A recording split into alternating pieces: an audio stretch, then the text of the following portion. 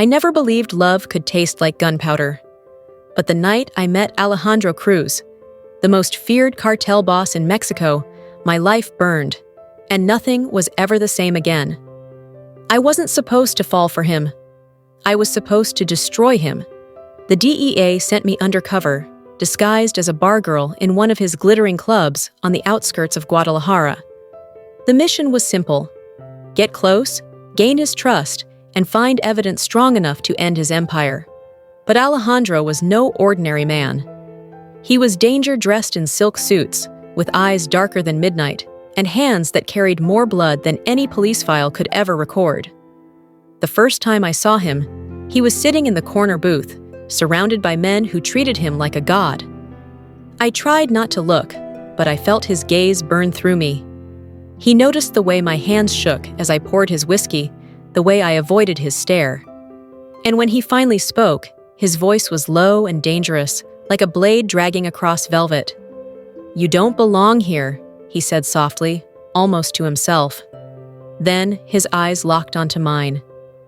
"And yet, you're mine now."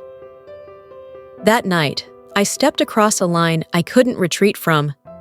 From then on, I was caught in his world, a world of money, guns, and whispered threats. Alejandro was cruel, unpredictable. I once saw him kill a man in cold blood for betraying him, then calmly wipe the blood off his hands as though it was dust. My heart should have hated him, my soul should have screamed. But every time his dark gaze found me, I felt something burn inside me, something I couldn't put out. He treated me like property, yet guarded me like treasure. When a rival cartel tried to snatch me from the streets, Alejandro unleashed hell. He slaughtered them without hesitation, bodies falling like dominoes, his face expressionless as the world bled around him. Later, when the fire from his torched warehouse lit the night sky, he only turned to me and said, "No one touches what's mine." It was madness, obsession, and I was drowning in it. The deeper I fell, the more dangerous it became. Alejandro trusted no one, not even me. His men feared him, his enemies cursed him, and I knew that if he ever discovered the truth, that I wasn't his, that I was the enemy, he would put a bullet in my skull without a second thought. But secrets are heavy, and mine was breaking me apart. One night in his mansion, high on the cliffs above the city, I stood with him on the balcony while distant gunfire echoed below.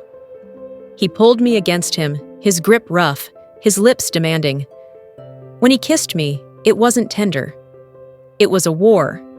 His power clashing with my lies, my mission crumbling under the fire of his touch.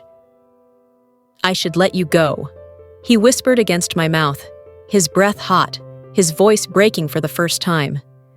"Everything I touch, I destroy." But I didn't let go. I kissed him harder, knowing that it was both my betrayal and my salvation. The next morning, the DEA gave me one final order. One chance to deliver him. One chance to bring the kingpin down. All I had to do was lead him into their trap.